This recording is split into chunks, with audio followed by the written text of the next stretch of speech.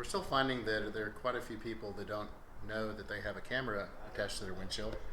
On this one, it's right there. It looks like a isosceles trapezoid, and that camera views out the front of the car, and it can see the lanes.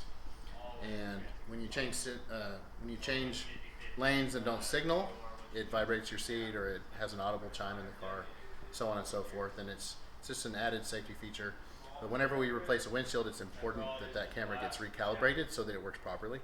And this is some of our equipment here. This is the Ontel MA600.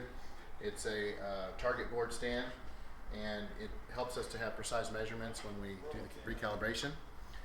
Also, we have other target boards. They're not all this size. This is the one for this Volkswagen Atlas that we're doing. But there are other vehicles that take different size target boards, such as this one here, which is for Honda. And there's a whole box full of different targets for different types of makes and models. We want to make sure we can handle any type of make and model that comes in.